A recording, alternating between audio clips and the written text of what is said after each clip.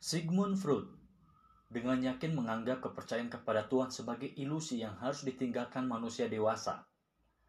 Gagasan tentang Tuhan bukanlah suatu kebohongan, melainkan sarana alam bawah sadar yang perlu diuraikan oleh psikologi.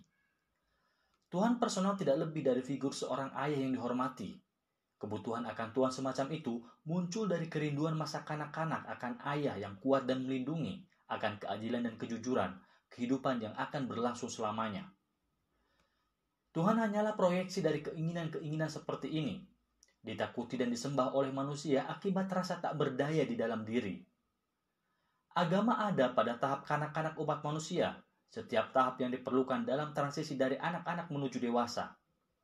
Agama mendorong nilai-nilai etika yang penting bagi masyarakat. Kini, setelah manusia mulai dewasa, maka agama harus ditinggalkan. Sains, logos baru, bisa menggantikan kedudukan Tuhan. Sains dapat memberi landasan baru bagi moralitas dan membantu kita menghadapi berbagai kecemasan kita. Freud sangat empatik dalam keyakinannya terhadap sains, dengan intensitas yang nyaris bersifat religius. Tidak, sains kita bukanlah sebuah ilusi. Adalah ilusi jika mengatakan bahwa yang tak dapat diberikan oleh sains dapat kita peroleh dari yang lain. Tidak semua psikoanalis setuju dengan pandangan Freud tentang Tuhan. Alfred Elder setuju bahwa Tuhan memang proyeksi, tetapi percaya bahwa agama berguna bagi umat manusia. Agama merupakan simbol kebaikan yang brilian dan efektif. Konsepsi Si Jejung tentang Tuhan mirip dengan konsepsi kaum mistik. Tuhan merupakan sebuah kebenaran psikologis yang kehadirannya secara subjektif dirasakan oleh setiap individu. Ketika ditanya oleh John Freeman dalam wawancara face-to-face yang terkenal, apakah dia percaya kepada Tuhan, Jung dengan empatik menjawab, "Saya tidak berkewajiban untuk percaya. Saya tahu." Keimanan Jung yang berlanjut menunjukkan bahwa Tuhan subjektif, yang secara misterius diidentifikasi sebagai sumber wujud di kedalaman diri, dapat diterima dalam psikoanalitik. Tidak demikian halnya dengan konsepsi ketuhanan yang lebih personal dan antropomorfik yang dapat mendorong langgengnya ketidakdewasaan. Seperti banyak orang barat lainnya, Freud tampaknya tidak sadar akan Tuhan subjektif yang ada di dalam diri ini. Meskipun demikian, dia mengajukan pendapat yang valid ketika menyatakan bahwa penyingkiran agama merupakan tindakan yang berbahaya. Orang akan bosan dengan Tuhan pada saat yang tepat bagi mereka masing-masing. Memaksakan ateisme atau sekularisme kepada mereka sebelum mereka siap bisa mengakibatkan penolakan dan ketertekanan yang tak sehat. Telah kita saksikan bahwa sikap ikonoklastik timbul dari kecemasan terpendam dan proyeksi ketakutan kita sendiri terhadap yang lain. Sebagian dari orang ateis yang ingin menyingkirkan Tuhan memperlihatkan tanda-tanda ketegangan mental. Skop misalnya, meski mengajarkan tentang etika berbela rasa, tidak mampu beradaptasi dengan manusia dan menjadi penyendiri yang berkomunikasi hanya dengan anjing pudelnya, Atman. Nietzsche adalah seorang pria berhati lembut, kesepian, berpenyakit berat yang sangat berbeda dengan citra manusia super yang dikonsepsikannya. Akhirnya dia menjadi gila. Dia tidak menyingkirkan Tuhan dengan gembira, sebagaimana yang mungkin terbayangkan oleh kita saat membaca prosa ekstasinya. Dalam sebuah puisi yang disampaikan setelah gemetar, menggigil hebat, dan meregang diri, dia membuat Zarathustra memohon kepada Tuhan untuk kembali. Tidak, kembalilah dengan semua kesengsaraanmu. Oh, kembalilah kepada penyendiri yang terakhir.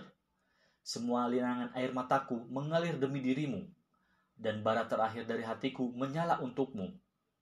Oh, kembalilah, Tuhanku yang asing, deritaku, kebahagiaanku yang terakhir. Seperti halnya Hegel, teori-teori Nietzsche dipakai oleh generasi Jerman terkemudian untuk menjustifikasi kebijakan sosialisme nasional, memperlihatkan betapa ideologi ateistik bisa membawa pada kekejaman yang setara dengan gagasan tentang Tuhan. Tuhan selalu merupakan sebuah pertarungan di barat. Kematiannya juga ditandai oleh ketegangan, kesedihan, dan kecemasan. Di dalam In Memoriam, misalnya, penyair besar Victorian Alfred Lord bergidik ketakutan membayangkan sebuah dunia tanpa tujuan. Puisi yang terbit tahun 1805 itu, 9 tahun sebelum penerbitan The Origin of Species, memperlihatkan bahwa Alfred Lord merasa imannya runtuh dan dirinya berubah menjadi seorang bayi yang menangis di tengah malam, seorang bayi yang menangis di kegelapan, tanpa bahasa lain kecuali tangisan. Dalam The Verbiage, Matthew Arnold menyesali kepastian surutnya laut keimanan yang membuat manusia mengembara dalam dataran yang gelap. Keraguan dan kekecewaan telah menyebar di seluruh dunia ortodoks, meskipun inti keraguan di barat bukanlah pengingkaran akan Tuhan, melainkan terhadap nilai tertinggi. Fyodor Dostoyevsky yang novelnya The Brothers Karamazov dapat dilihat sebagai uraian tentang kematian Tuhan, mengisahkan konflik antara keimanan dan kepercayaan yang dialaminya dalam surat kepada seorang sahabat yang ditulis pada Maret 1854. Aku memandang diriku sendiri sebagai anak kecil ini, anak kekafiran dan keraguan. Mungkin, oh tidak, aku tahu dengan pasti bahwa aku akan tetap demikian hingga aku mati. Aku tersiksa oleh kerinduan untuk percaya. Aku begitu rindu, sungguh, bahkan kini. Dan kerinduan itu tumbuh semakin kuat seiring semakin kukuhnya rintangan intelektual yang menghadang. Novelnya memperlihatkan valensi yang sama. Ivan yang disebut ateis oleh beberapa tokoh lain yang menisbahkan kepadanya ungkapan yang kini menjadi terkenal jika Tuhan tidak ada semuanya dibolehkan, dengan jelas-jelas menyatakan bahwa dia percaya kepada Tuhan. Namun, dia tidak merasa bahwa Tuhan ini dapat diterima sebab tidak memberi makna bagi tragedi kehidupan. Ivan tidak terusik oleh teori evolusi, tetapi oleh penderitaan manusia dalam sejarah. Kematian seorang anak lebih berharga daripada perspektif agama bahwa semua akan selamat. Akan kita lihat pada bagian akhir bab ini bahwa orang Yahudi tiba pada kesimpulan yang sama. Sebaliknya, Alyosha yang alim justru mengaku tidak percaya kepada Tuhan.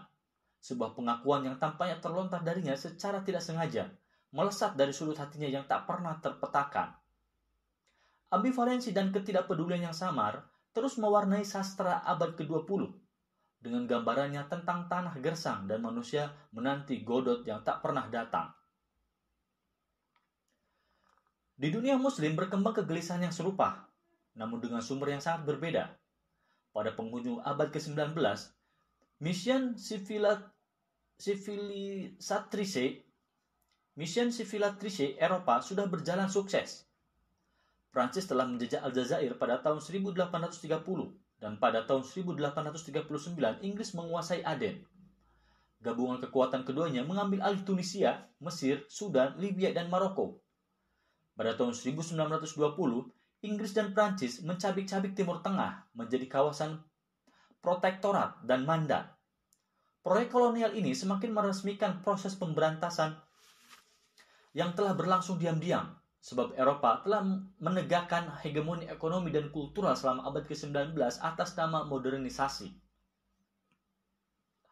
Eropa yang telah mengalami teknikalisasi itu telah menjadi kekuatan besar dan menguasai seluruh dunia. Pos-pos perdagangan dan kedutaan yang didirikan di Turki dan Timur Tengah meruntuhkan struktur tradisional masyarakat di sana jauh sebelum Barat benar-benar berkuasa. Ini merupakan bentuk kolonialisasi baru sama sekali. Ketika Monggol menaklukkan India, populasi Hindu telah menyerap banyak unsur Muslim ke dalam budaya mereka sendiri. Tetapi akhirnya, budaya pribumi berhasil muncul kembali. Tatanan kolonial baru telah mengubah kehidupan masyarakat yang ditaklukkannya untuk selamanya, dengan memainkan taktik kebergantungan. Adalah mustahil bagi wilayah terjajah itu untuk mengejar ketertinggalan.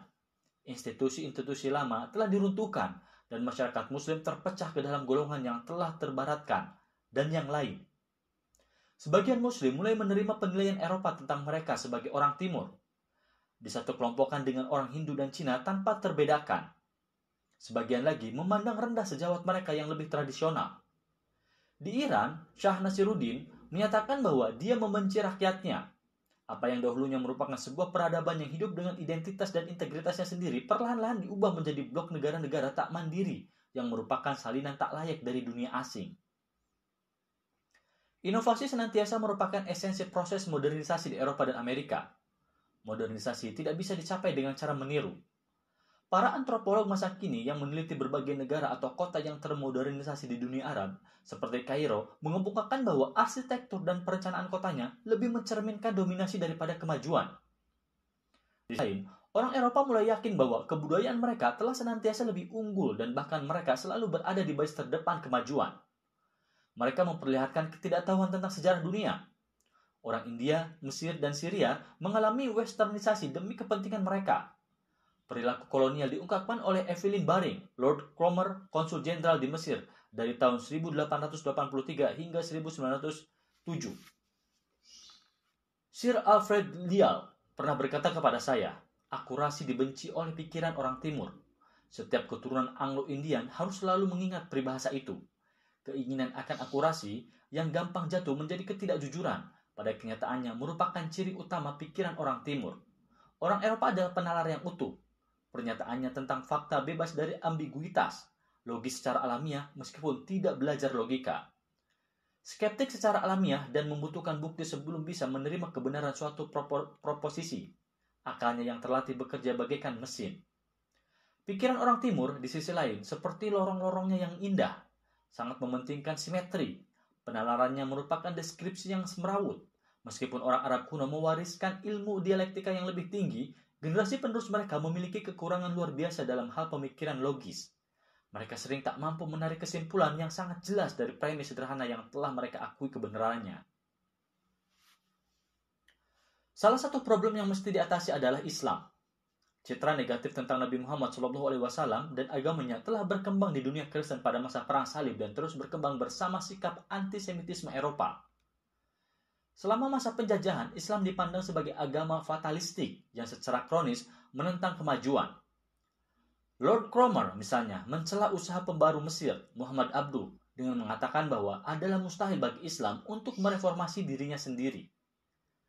Kaum muslim tidak mempunyai banyak waktu atau energi untuk membanggakan pemahaman tradisional mereka tentang Tuhan. Kaum muslim tidak mempunyai banyak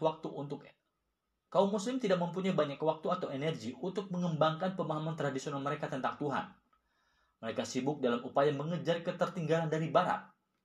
Ada yang melihat bahwa sekularisme Barat merupakan jawabannya. Namun hal yang positif dan menyegarkan di Barat mungkin menjadi aneh dan asing di dunia Islam, karena tidak tumbuh secara alamiah di dalam tradisi mereka sendiri. Di Barat, Tuhan dipandang sebagai suara keterasingan. Di dunia Islam, suara tersebut berasal dari proses kolonial. Karena tercerabut dari akar budaya sendiri, orang-orang merasa kehilangan arah dan putus asa. Sebagian pembaru Muslim berupaya mempercepat langkah kemajuan dengan secara paksa meletakkan Islam pada posisi minor. Akibatnya, sama sekali tidak seperti yang mereka harapkan. Di negara bangsa baru Turki yang lahir setelah keruntuhan Kekaisaran Utsmani pada tahun 1917, Mustafa Kemal, kemudian dikenal sebagai Kemal Atatürk, berusaha mengubah negerinya menjadi sebuah bangsa barat. Dia mengesampingkan Islam, membuat agama menjadi urusan yang betul-betul bersifat pribadi. Tarekat Sufi dilarang dan menjadi gerakan bawah tanah. Madrasah ditutup dan pendidikan ulama negeri dihentikan. Kebijakan sekularisasi ini disimbolkan lewat larangan pakaian fez. Larangan ini mengurangi penampilan agama di ruang publik dan juga merupakan usaha psikologis untuk memaksa masyarakat mengenakan pakaian barat. Bertopi sebagai pengganti fez mulai diartikan sebagai Eropanisasi. Reza Khan, Shah Iran dari tahun 1925 hingga 1941 mengagumi Atatürk dan mengupayakan kebijakan serupa. Hijab dilarang. Para mullah dipaksa bercukur dan mengenakan topi sebagai pengganti turban tradisional. Perayaan tradisional untuk menghormati Imam Syiah dan Syahid Hussein juga dilarang. Freud dengan tepat mengatakan bahwa pengekangan paksa terhadap agama bisa menjadi destruktif. Sebagaimana halnya seksualitas, agama merupakan kebutuhan manusia yang mempengaruhi kehidupan pada sebuah tingkatan. Jika dikekang, ledakan dan kerusakan yang terjadi akan sama destruktifnya dengan pengekangan seksual. Kaum muslim memandang Turki baru dan Iran dengan rasa curiga dan ingin tahu. Di Iran terdapat tradisi kaum mullah menentang para syah atas nama rakyat. Mereka terkadang mencapai keberhasilan yang luar biasa. Pada tahun 1872, tatkala Syah menjual hak monopoli produksi, penjualan dan ekspor tembakau kepada Inggris yang mengakibatkan bangkrutnya bisnis para produsen Iran, para mullah mengeluarkan fatwa yang melarang orang Iran merokok. Syah didesak untuk meninjau ulang konsesi itu.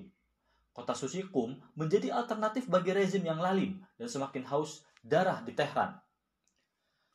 Pengekangan agama bisa melahirkan fundamentalisme sebagaimana bentuk teisme yang tak memadai bisa menimbulkan penolakan terhadap Tuhan. Di Turki, penutupan madrasah tak pelak lagi menjatuhkan otoritas ulama. Ini berarti kalangan yang lebih terdidik, cerdas, dan bertanggung jawab dalam Islam makin menipis. Satu-satunya bentuk agama yang tersisa adalah sufisme bawah tanah. Kaum pembaru lain yakin bahwa pengakangan paksa itu bukanlah jawaban. Islam berkembang karena adanya kontak dengan peradaban lain, dan mereka percaya bahwa agama penting bagi pembaruan masyarakat yang lebih mendalam dan langgeng. Tak sedikit yang perlu diubah, banyak yang cenderung melihat ke belakang, takhayul dan kebodohan merajalela.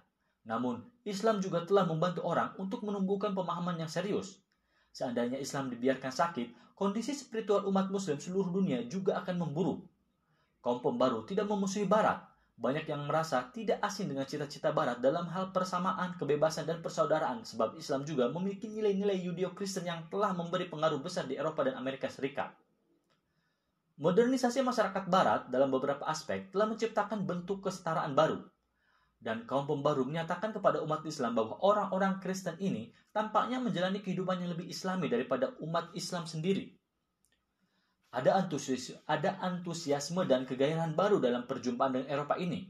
Orang-orang Muslim yang lebih makmur mendapat pendidikan mereka di Eropa, menyerap filsafat, sastra, dan cita-citanya. Mereka kembali ke tanah air masing-masing dengan keinginan kuat untuk membagi apa yang telah mereka pelajari. Pada awal abad ke-20, hampir setiap intelektual Muslim merupakan pengagum fanatik Barat. Semua pembaru mempunyai kecenderungan intelektual, namun mereka juga terkait erat dengan beberapa bentuk mistisme Islam. Bentuk sufisme yang lebih imajinatif dan intelijen serta mistisme isyraqi telah membantu kaum Muslim dalam beberapa krisis terdahulu, dan kini mereka kembali berpaling ke aliran-aliran itu. Pengalaman tentang Tuhan tidak dipandang sebagai penghalang, melainkan sebagai kekuatan pengubah yang akan mempercepat transisi ke arah modernitas. Pembaru Iran Jamal ad-Din al-Afghani misalnya adalah seorang yang menguasai mistisme isyraqi sekaligus penganjur modernisasi yang bersemangat. Ketika berkeliling Iran, Afghanistan, Mesir, dan India, al-Afghani berupaya terbuka ke semua orang. Dia mampu menampilkan diri sebagai Sunni ketika berhadapan dengan orang Sunni, menjadi martir Syiah bagi orang Syiah, seorang revolusioner, filosof religius, dan seorang parlementer. Latihan-latihan mistikal dalam mistisme isyraqi membantu seorang muslim merasakan kesatuan dengan alam di sekeliling mereka dan mengalami kebebasan dari batas-batas yang membelenggu jiwa. Ada dugaan bahwa sikap al-Afghani mengadopsi berbagai peran yang berbeda dipengaruhi oleh latihan mistikal, dengan konsepnya tentang jiwa yang diperluas. Agama memang penting, tetapi pembaruan tetap diperlukan. Al-Afghani adalah seorang teis yang penuh keyakinan, bahkan sangat bersemangat. Namun dalam karyanya satu-satunya, bantahan terhadap kaum materialis, dia sedikit sekali berbicara tentang Tuhan. Karena dia tahu bahwa Barat menghargai akal dan menganggap Islam dan orang Timur tidak rasional. Al-Afghani berupaya menjelaskan Islam sebagai sebuah kepercayaan yang dicirikan oleh penghargaannya terhadap akal. Sebenarnya, bahkan kalangan rasionalis semacam Mu'tazilah pun akan merasa aneh dengan deskripsi semacam ini tentang agama mereka. Al-Afghani lebih merupakan seorang aktivis daripada seorang filosof. Oleh karena itu, kita tidak bisa menghakimi karir dan keyakinannya hanya melalui satu karyanya ini saja.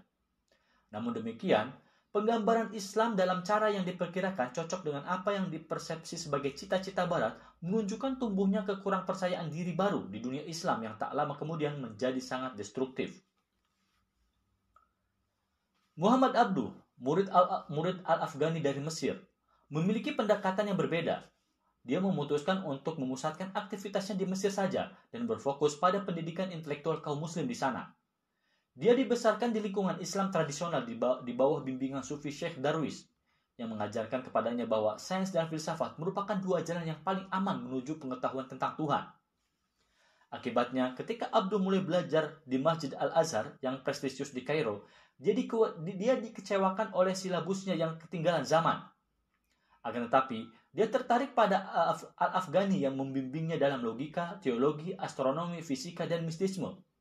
Sebagian orang Kristen di Barat merasa bahwa sains adalah musuh iman, tetapi kaum mistik Muslim justru sering memakai matematika dan sains sebagai alat bantu kontemplasi. Kaum Muslim sekte mistik Syiah masa kini yang lebih radikal seperti Druze dan Alawi sangat tertarik pada sains modern. Di dunia Islam banyak yang jemu terhadap politik Barat, tetapi hanya sedikit yang melihat adanya masalah dalam mempertemukan keimanan mereka dengan sains barat. Semangat Abduh terbakar oleh kontaknya dengan kebudayaan barat. Dia secara khusus dipengaruhi oleh Comte, Tolstoy, dan Herbert Spencer yang menjadi teman akrabnya. Dia tidak pernah mengadopsi gaya hidup barat sepenuhnya, tetapi senang berkunjung ke Eropa secara teratur untuk menyegarkan dirinya secara intelektual. Ini tidak berarti bahwa dia meninggalkan Islam. Sebaliknya, sebagaimana setiap pembaru, Abduh ingin kembali kepada akar keimanannya. Oleh karena itu, dia menyerukan kembali kepada esensi ajaran Nabi dan 4 khalifah pertama. Namun, ini tidak ada sangkut pautnya dengan penolakan modernitas oleh kaum fundamentalis. Abduh berpendapat bahwa umat muslim harus mempelajari sains, teknologi, dan filsafat sekuler agar dapat berperan dalam dunia modern. Fikih harus direformasi agar memungkinkan umat Islam meraih kebebasan intelektual yang mereka butuhkan. Seperti halnya Al-Afghani, dia juga berusaha menampilkan Islam sebagai agama rasional, dengan menyatakan bahwa di dalam Al-Quran, akal dan agama saling bergandengan tangan untuk pertama kalinya dalam sejarah manusia. Sebelum risalah kenabian Muhammad, wahyu disampaikan melalui mukjizat, legenda, dan retorika irasional. Namun Al-Quran tidak pernah menggunakan metode-metode yang lebih primitif ini. Al-Quran mengajukan bukti dan argumentasi, menjelaskan pandangan kaum kafir dan mengecam mereka secara rasional. Serangan yang dilancarkan oleh Al-Ghazali terhadap para filsuf menurut Abduh merupakan sikap yang tidak moderat. Hal itu menyebabkan terjadinya pembelahan antara kesalehan dan rasionalisme, yang kemudian berpengaruh terhadap kedudukan intelektual ulama. Ini tercermin pada kurikulum Usang Al-Azhar. Oleh karena itu, kaum muslim harus kembali kepada spirit Al-Quran yang lebih terbuka dan rasional. Namun, Abduh menghindar dari rasionalisme yang terlalu reduksionis. Dia mengutip hadis, berpikirlah tentang makhluk Allah dan jangan berpikir tentang hakikatnya karena kalian akan binasa. Akal tidak dapat menjangkau esensi wujud Tuhan yang senantiasa diliputi misteri. Yang dapat kita pastikan hanyalah bahwa Tuhan tidak menyerupai wujud manapun. Semua persoalan yang diperdebatkan oleh para teolog tidak berdasar dan dinyatakan oleh Al-Quran sebagai zanna atau prasangka. Tokoh pembaru terkemuka di India adalah Sir Muhammad Iqbal, yang di kalangan umat Islam memiliki kedudukan yang setara dengan Gandhi bagi umat Hindu. Dia seorang yang sangat kontemplatif, seorang sufi dan ahli sastra Urdu, namun juga memiliki latar pendidikan barat dan bergelar doktor di bidang filsafat. Dia sangat mengagumi Bergson, Nietzsche, dan A.N. Whitehead, serta berupaya untuk memperkuat kembali filsafat melalui pandangan tokoh-tokoh itu, dengan memandang dirinya sebagai jembatan penghubung antara timur dan barat. Dia prihatin atas apa yang dilihatnya sebagai kemunduran Islam di India. Sejak jatuhnya kerajaan Mogul pada abad ke-18, kaum muslim India merasa berada dalam posisi yang serba salah. Mereka tidak percaya pada saudara-saudara mereka di Timur Tengah, tempat Islam dilahirkan. Akibatnya, mereka menjadi semakin defensif dan merasa tidak aman di hadapan penjajah Inggris. Iqbal berusaha menyembuhkan derita umatnya dengan melakukan konstruksi kreatif terhadap prinsip-prinsip pemikiran Islam melalui puisi dan filsafat. Dari filosof barat semacam Nietzsche, Iqbal menyerap arti penting individualisme. Seluruh alam, menurut Iqbal, mewakili yang mutlak yang merupakan bentuk tertinggi individuasi dan yang oleh manusia disebut Tuhan. Untuk mewujudkan keunikan mereka, semua manusia harus menjadi semakin menyerupai Tuhan. Ini berarti setiap manusia harus menjadi lebih individual, lebih kreatif, dan mesti mengungkapkan kreativitas ini dalam perbuatan. Sikap pasif dan rasa puas diri, yang menurut Iqbal disebabkan pengaruh kebudayaan Persia, sikap pasif dan rasa puas diri kaum muslim India harus dihilangkan. Prinsip ijtihad Islam mesti mendorong mereka untuk bersikap terbuka terhadap gagasan-gagasan baru. Al-Quran sendiri menuntut pembaruan dan perbaikan diri terus-menerus. Sebagaimana Al-Afghani dan Abduh, Iqbal mencoba memperlihatkan bahwa perilaku empirik yang merupakan kunci kemajuan berasal dari Islam yang menyeberang ke barat melalui sains dan matematika kaum muslim abad pertengahan. Sebelum kedatangan agama-agama besar dunia selama zaman Kapak, kemajuan manusia tidak berarah, amat bergantung pada individu-individu yang berbakat dan inspiratif. Kenabian Muhammad merupakan puncak upaya intuitif ini dan membuat tak diperlukannya lagi wahyu baru. Sejak saat itu, manusia bisa bersandar pada akal dan sains. Sayangnya, individualisme telah menjadi bentuk keberhalaan baru di barat, sebab ia telah menjadi satu-satunya tujuan. Orang-orang telah lupa bahwa semua individualitas sejati berasal dari Tuhan. Seorang yang jenius bisa menjadi berbahaya jika secara mutlak dibiarkan lepas kendali. Seorang yang jenius bisa menjadi berbahaya jika secara mutlak dibiarkan lepas kendali. Manusia super yang menganggap diri sebagai Tuhan, seperti yang diketengahkan Nietzsche, merupakan prospek yang mengerikan. Orang membutuhkan aturan yang melampaui pengetahuan dan dugaan saat ini. Adalah misi Islam untuk menyelamatkan individualisme sejati dari penyimpangan barat terhadap cita-cita itu. Mereka memiliki figur ideal sufi tentang manusia sempurna, puncak penciptaan dan tujuan eksistensinya.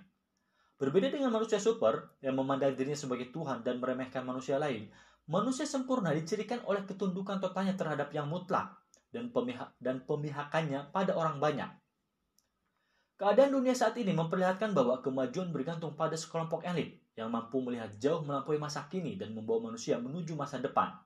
Pada akhirnya setiap orang akan mencapai kesempurnaan individualitasnya di dalam Tuhan. Pandangan Iqbal tentang peranan Islam bersifat parsial, tetapi lebih canggih daripada usaha-usaha Barat yang masih berlangsung hingga saat ini untuk memajukan Kristen dengan cara menjatuhkan Islam. Keraguannya terhadap manusia super agaknya dijustifikasi oleh berbagai peristiwa di Jerman selama bertahun-tahun terakhir masa hidupnya. Pada masa-masa itu, kaum muslim Arab di Timur Tengah tidak begitu yakin tentang kemampuan mereka menghadapi ancaman Barat. Tahun 1920, ketika Inggris dan Prancis bergerak masuk ke Timur Tengah, disebut sebagai Amal Nabha, tahun bencana. Istilah yang mengandung konotasi musibah kosmik. Orang Arab mengharapkan kebebasan setelah jatuhnya kerajaan Utsmani, dan dominasi baru ini seakan-akan membuat mereka tidak pernah bisa menentukan nasib sendiri. Bahkan muncul rumor bahwa Inggris akan menyerahkan Palestina ke tangan kaum Zionis, seolah-olah penduduk Arab tidak pernah ada. Rasa malu dan terhina menjadi akut. Sarjana Kanada, Wilfred Cantwell Smith, mengemukakan bahwa keadaan ini diperburuk oleh kenangan mereka terhadap kejayaan masa silam yang terdapat di dalam jurang yang memisahkan antara Arab modern dengan misalnya Amerika modern adalah perbedaan besar antara masyarakat dengan kenangan akan kejayaan masa lalu dan kejayaan masa kini. Hal ini memiliki implikasi keagamaan yang serius. Kristen merupakan agama yang syarat dengan penderitaan dan kesengsaraan, dan setidaknya di Barat dianggap paling otentik di masa-masa sulit. Tidaklah mudah untuk membandingkan kejayaan duniawi dengan citra penyaliban Kristus. Akan tetapi, Islam adalah agama kesuksesan. Al-Quran mengajarkan bahwa masyarakat yang hidup sesuai dengan kehendak Tuhan tidak akan gagal. Sejarah Muslim tampaknya telah meneguhkan hal ini. Berbeda dengan Kristus, Muhammad bukanlah figur kegagalan, namun merupakan figur dengan keberhasilan yang mengagumkan. Prestasinya dilipat gandakan oleh kemajuan fenomenal Imperium Muslim selama abad ke-17 dan selama abad ke-7 dan ke-8. Hal ini dengan sendirinya tampak meneguhkan keimanan kaum muslim terhadap Tuhan. Allah terbukti sangat efektif dan firman-Nya menjadi nyata di pentas sejarah. Keberhasilan kaum muslim terus berlanjut, bahkan bencana semacam invasi Mongol bisa diatasi. Selama berabad-abad, ummah telah mencapai makna yang paling sakramental dan telah menyingkapkan keberadaan Tuhan. Namun, kini tampaknya ada sesuatu yang secara radikal keliru di dalam sejarah Islam dan mau tak mau berpengaruh terhadap persepsi tentang Tuhan. Sejak itu, banyak orang muslim yang memusatkan perhatian untuk mengembalikan sejarah Islam ke jalurnya dan mengupayakan agar visi Al-Quran berlaku di dunia. Rasa terhina bertambah parah ketika pengenalan lebih dekat dengan Barat menyikapkan betapa dalamnya kebencian Barat terhadap Nabi Muhammad SAW dan agamanya. Intelektualisme muslim semakin tertuju kepada apologetika atau impian kejayaan masa silam, suatu kecenderungan yang berbahaya. Tuhan tak lagi merupakan titik pusat. Cantwell Smith menelusuri proses ini melalui analisis cermat atas jurnal Mesir Al-Azhar dari tahun 1930 hingga 1948. Selama masa itu, jurnal tersebut memiliki 2 editor. Dari 1930 hingga 1933, jurnal itu dijalankan oleh Al-Khidr Hussein, tradisionis yang teguh, yang lebih memandang agamanya sebagai sebuah gagasan transenden daripada sebagai entitas politik dan historis. Islam lebih merupakan dorongan bagi tindakan masa depan daripada realitas yang telah terwujud sepenuhnya. Karena selalu sulit, bahkan mustahil, untuk menumbuhkan citra ideal Tuhan di dalam kehidupan manusia, Hussein tidak terusik oleh kegagalan ummah di masa lalu maupun di masa sekarang. Dia cukup yakin untuk mengkritik perilaku kaum muslim, dan kata-kata harus atau mesti bertebaran di seluruh edisi jurnal itu selama dia menjabat. Namun jelas pula bahwa Hussein tidak dapat membayangkan duka seseorang yang ingin percaya, tetapi ternyata tak bisa percaya. Realitas Allah sudah diterima begitu saja.